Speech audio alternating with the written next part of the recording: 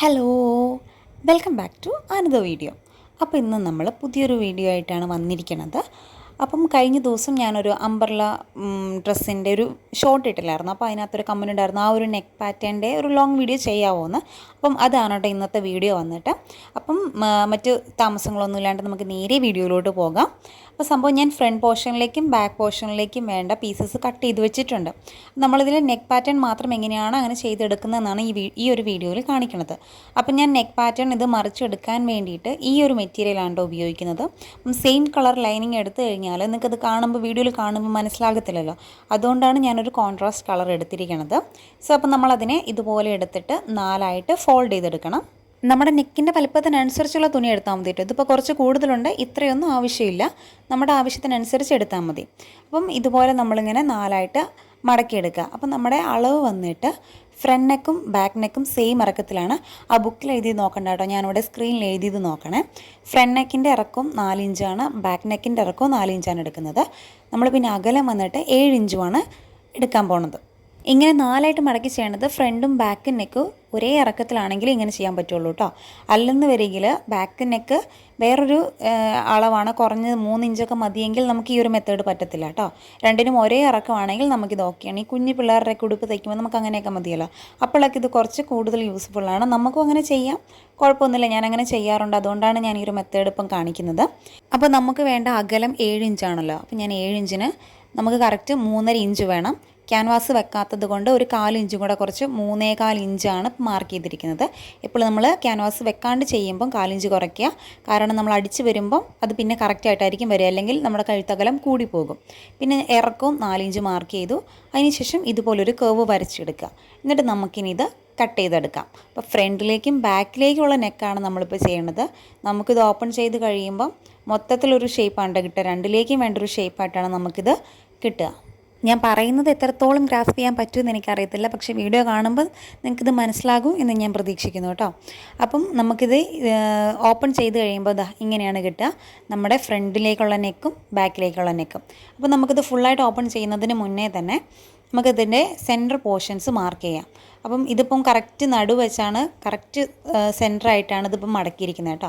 അതിനുശേഷം ആ 2 കോർണറും നമുക്ക് ചെറിയൊരു കട്ടിട്ട് കൊടുക്കാം, അതിൻ്റെ സെൻറ്റർ പോർഷൻ ഏതാണെന്ന് മനസ്സിലാക്കാനാണ്. അതിനുശേഷം ഇതൊന്നും കൂടെ ഫോൾഡ് ചെയ്ത് മറ്റേ സൈഡും കൂടെ നമുക്ക് വീഡിയോയിൽ കാണിക്കുന്ന പോലെ ഇതുപോലെ ഒന്ന് ഫോൾഡ് ചെയ്തിട്ട് ആ ഒരു സെൻറ്ററും കൂടെ നമുക്ക് മാർക്ക് ചെയ്ത് കൊടുക്കാം. അപ്പോൾ നമുക്ക് ആ ഒരു തുണിയിലേക്ക് വെച്ച് പിൻ ചെയ്ത് വെക്കുമ്പോൾ നമുക്ക് കറക്റ്റായിട്ട് വരണമല്ലോ. ആ ഒരു അളവ് കൃത്യമാവാൻ വേണ്ടിയിട്ടാണ് കേട്ടോ ഇങ്ങനെ ഒരു മാർക്ക് കൊടുക്കുന്നത്.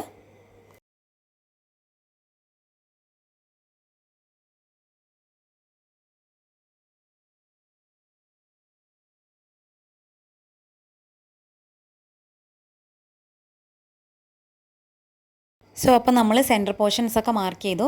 അപ്പം ഇത്രയും തുണിയുടെ ആവശ്യമില്ലാന്ന് ഞാൻ ആദ്യം പറഞ്ഞിരുന്നല്ലോ. അപ്പം ഞാൻ എക്സസ് ആയിട്ടുള്ളത് കട്ട് ചെയ്ത് കളയുവാണ്.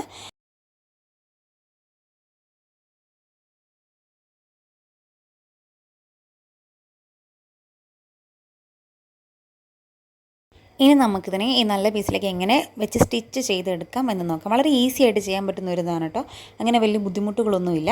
അപ്പം നമുക്ക് ആദ്യം തന്നെ ഇതിൻ്റെ ഷോൾഡേഴ്സ് ഒന്ന് ജോയിൻ ചെയ്തെടുക്കാം. ഇതിപ്പം തുണിക്ക് 2 വശം ഒരേ കളറാണ്. അപ്പം നിങ്ങൾ ചെയ്യേണ്ടത് നല്ല വശവും ചേർത്തിടുക. അതിനുശേഷം ഷോൾഡർ നമുക്ക് അങ്ങനെ സ്ട്രെയിറ്റ് ആയിട്ട് അങ്ങനെ ഒന്ന് അടിച്ചെടുക്കാം.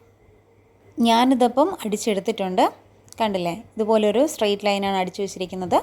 അപ്പം നമുക്കിത് ഫുള്ളായിട്ട് ഇങ്ങനെ ജോയിൻ ചെയ്തിരിക്കും. ഇനി നമുക്ക് ചെയ്യേണ്ടത് ഇതിൻ്റെ സെൻറ്റർ പോർഷൻ കണ്ടുപിടിക്കുകയാണ്. ഇപ്പോൾ എനിക്ക് അവിടെ ഒരു മടക്കുള്ളത് കൊണ്ട് എളുപ്പമായിരുന്നു കണ്ടുപിടിക്കാനായിട്ട്. എന്നിട്ട് ഇതുപോലെ അതിൻ്റെ സെൻറ്റർ പോർഷൻ ഒന്ന് മാർക്ക് ചെയ്ത് വെക്കുക.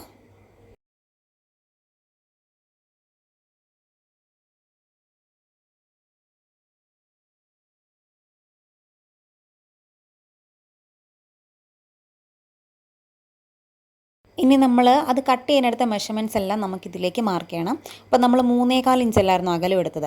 അപ്പോൾ ആ സെൻറ്ററിൽ നിന്ന് 2 വശത്തേക്കും ആ 3.25 ഇഞ്ച് കറക്റ്റായിട്ട് ഇതുപോലെ മാർക്ക് ചെയ്ത് വെക്കാം. ഇനി താഴേക്ക് നമ്മുടെ ഇറക്കം നമ്മൾ മറ്റേ ലൈനിങ്ങിൽ കട്ട് ചെയ്തെടുത്തത് 4 ഇഞ്ചായിരുന്നല്ലോ. ആ 4 ഇഞ്ചും ഇവിടെ കറക്റ്റായിട്ട് നമ്മൾ മാർക്ക് ചെയ്ത് വെക്കുക. ഈ ഒരു അളവിനനുസരിച്ചാണ് നമുക്ക് മറ്റേ ലൈനിങ് പീസ് വെക്കേണ്ടത്. കറക്റ്റായിട്ട് വരും. നമ്മൾ കറക്റ്റ് വെട്ടി കറക്റ്റ് അളവെടുത്താൽ സംഭവം കറക്റ്റായിട്ടാണ് വരിക. നമ്മൾ ആ ലൈനിങ് പീസിൽ താഴേക്ക് ആ വരച്ചിട്ടല്ലായിരുന്നു നമ്മൾ കട്ട് ചെയ്തത്. ആ സംഭവം അതുപോലെ തന്നെ താഴേക്ക് വരാൻ വേണ്ടിയിട്ട് നോക്കുക. ഈ ഒരു മെത്തേഡ് തന്നെ, ഈ ഒരു രീതിയിൽ തന്നെ ആയിരിക്കണം അത് നിങ്ങൾ ഇടുമ്പോഴും കിട്ടേണ്ടത്. അപ്പോഴാണ് കേട്ടോ അത് കറക്റ്റായിട്ട് വരിക. ഇപ്പം ഞാനിതിപ്പോൾ വെച്ചപ്പോൾ തന്നെ എനിക്ക് കറക്റ്റായിട്ടാണ് വന്നത്. ആ മാർക്ക് ചെയ്തതും പിന്നെ നമ്മൾ ലൈനിങ് പീസിൽ കട്ടിട്ടതും കറക്റ്റായിട്ട് നമുക്ക് കിട്ടും. നമ്മുടെ അളവുകൾ കറക്റ്റാണെങ്കിൽ അങ്ങനെ വരും. എന്നിട്ട് അതിന് ശേഷം നമുക്കിനി ഇത് മൂവ് ചെയ്യാതിരിക്കാൻ വേണ്ടിയിട്ട് നമുക്കൊന്ന് പിന്ന് വെച്ച് സെക്യൂർ ചെയ്യാം. 4 വശവും ചെയ്തു. പിന്നെ ഞാൻ മൊത്തത്തിലൊന്ന് പിന്ന് വെച്ച് സെക്യൂർ ചെയ്യുന്നുണ്ട് കേട്ടോ. ഒട്ടും മാറിപ്പോയി നമ്മുടെ അളവുകളൊന്നും മാറിപ്പോകാതിരിക്കാൻ വേണ്ടിയിട്ട്.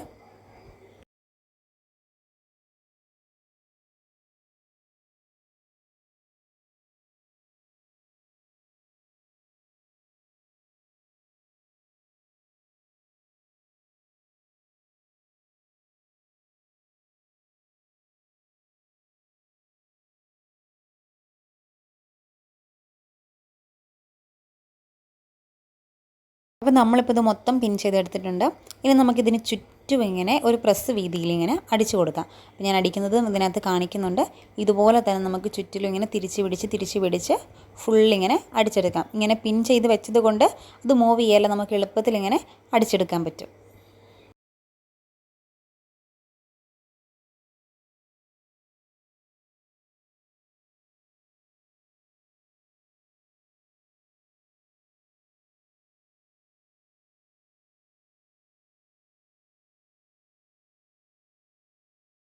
ഇനി വന്നിട്ട് നമുക്കിതിൻ്റെ സെൻറ്റർ പോർഷൻ കട്ട് ചെയ്ത് കളയാം. അപ്പോൾ ഇങ്ങനെ ഫോൾഡ് ചെയ്തിട്ടൊക്കെ കട്ട് ചെയ്യുമ്പോൾ ശ്രദ്ധിക്കണം, വേറെ പീസുകളൊന്നും കട്ടായി പോകാതിരിക്കാൻ വേണ്ടിയിട്ട്. എന്നിട്ട് ഇങ്ങനെ നടുവിലുള്ള എക്സ്ട്രാ പീസ് മൊത്തം കുറച്ച് തയ്യൽ തുമ്പ് ഇടണം കേട്ടോ. അതിന് ശേഷം ബാക്കിയുള്ളത് ഫുള്ള് നമുക്കിങ്ങനെ കട്ട് ചെയ്ത് കളയാം. എന്നിട്ട് നമുക്കിനി ഇത് മറിച്ചെടുക്കുകയാണല്ലോ. അപ്പോൾ മറിഞ്ഞ് കിട്ടാൻ എളുപ്പത്തിന് വേണ്ടിയിട്ട് ചെറിയ ഇങ്ങനെ കട്ടുകളിട്ട് കൊടുക്കുക. അല്ലെങ്കിൽ നമുക്ക് നീറ്റായിട്ട് എന്തായാലും മറിഞ്ഞ് കിട്ടത്തില്ല. അപ്പോൾ ഇതുപോലെ കട്ടുകളിട്ട് കൊടുത്തതിന് ശേഷം നമുക്കത് ഉള്ളിലേക്ക് മറിച്ചെടുക്കാം. പിന്നെ നമുക്ക് പുറത്ത് ഞാനിപ്പം ഒരുപാട് ലൈനിങ് കാണുന്നില്ലേ, അത്രയും ലൈനിങ്ങിൻ്റെ ആവശ്യം നമുക്കില്ല. മറിച്ചടിച്ചിട്ട് നമ്മൾ ജസ്റ്റ് ഒന്ന് അവിടെ മടക്കി അടിക്കുകയാണ് ചെയ്യുന്നത്.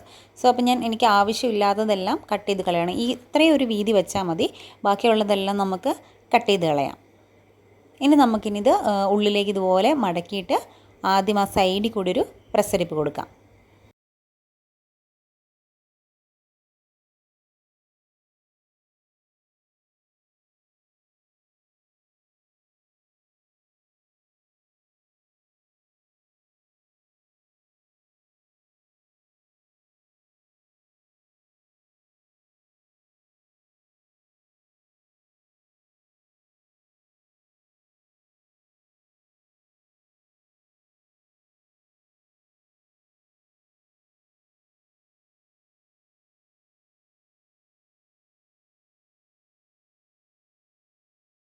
ഇപ്പോൾ നമ്മളിതെല്ലാം അടിച്ചെടുത്തിട്ടുണ്ട്. ഏകദേശം നമ്മുടെ നെക്ക് ഓക്കെ ആയി. ഇനി നമ്മൾ ഉൾഭാഗത്ത് നോക്കുമ്പം ഇങ്ങനെ ഇതായിട്ടിരിക്കുവാണല്ലോ. അപ്പം അതും കൂടെ നമുക്കൊന്ന് ഇതുപോലെ ഒന്ന് മടക്കി വെച്ചിട്ട് മൊത്തത്തിൽ റൗണ്ട് ചെയ്തൊന്ന് അടിച്ചെടുക്കാം. അപ്പോൾ അടിച്ചെടുക്കുമ്പോൾ നമ്മളിപ്പം മോശം വശത്ത് വെച്ചാണ് അടിക്കണത്. അപ്പോൾ ആ പ്രസ്സിൻ്റെ വീതി കറക്റ്റായിട്ട് മെയിൻറ്റെയിൻ ചെയ്യാൻ നോക്കണം കേട്ടോ. അല്ലെങ്കിൽ നമ്മൾ അപ്പുറത്ത് നോക്കുമ്പം സ്റ്റിച്ച് അങ്ങോട്ടും ഇങ്ങോട്ടൊക്കെ മാറി ഇരിക്കും. അതുകൊണ്ടത് കറക്റ്റായിട്ട് റൗണ്ട് ഒന്ന് വരാൻ വേണ്ടിയിട്ട് ശ്രദ്ധിച്ചടിക്കണം കേട്ടോ.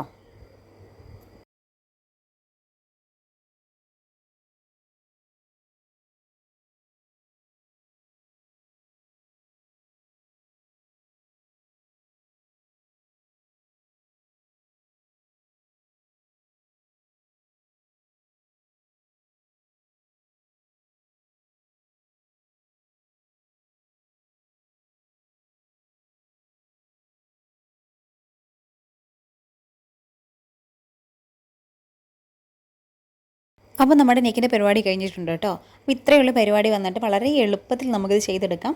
അപ്പോൾ ഫ്രണ്ടും ബാക്കും സെയിം ഇറക്കമാണെങ്കിൽ നമുക്ക് ഇങ്ങനെ ഒരു മെത്തേഡ് ട്രൈ ചെയ്യാവുന്നതാണ്. അപ്പോൾ ഇത്രയേ ഉള്ളൂ ഇന്നത്തെ വീഡിയോ വന്നിട്ട്. നിങ്ങൾക്കിത് യൂസ്ഫുൾ ആയിട്ട് തോന്നുവാണെങ്കിൽ ജസ്റ്റ് ഒന്ന് ട്രൈ ചെയ്ത് നോക്കാം കേട്ടോ. അപ്പോൾ ടാറ്റാ.